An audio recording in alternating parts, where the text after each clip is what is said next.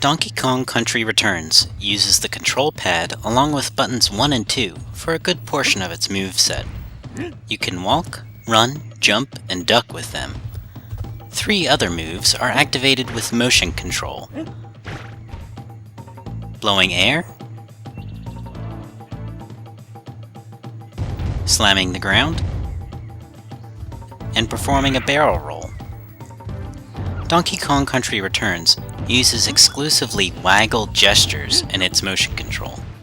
When I say waggle, I mean that you must shake the Wii Remote for a small fraction of a second. It doesn't matter how you shake it, although a slight budge won't work. You have to pass some invisible threshold of speed when shaking the controller. In other words, the waggle introduces a vague threshold governing when Donkey Kong performs the move.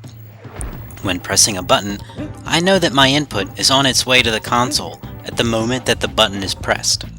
When waggling a controller, I don't know what point in the waggle gives the console what it needs to trigger a barrel roll or what have you.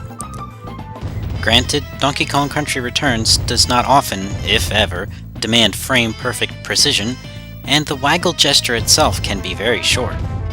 Additionally, with a little playtime, I learned to intuit the timing and motion required to execute these moves, even if I can't pinpoint them verbally.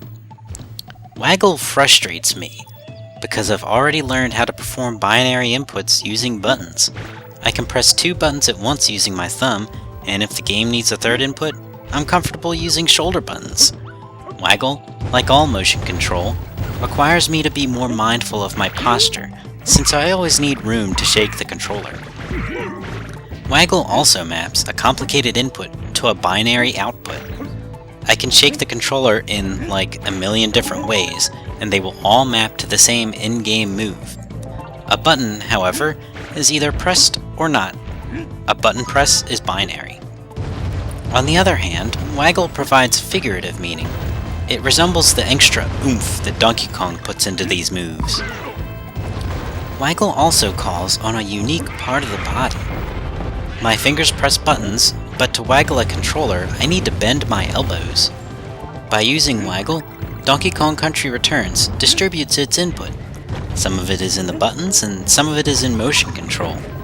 This places less responsibility on me to memorize where my fingers are. Additionally, because waggle maps to a binary output, I don't need to think about how I do it. I don't focus on how to perform a waggle gesture in particular. Instead, I just shake the controller in whatever way feels comfortable.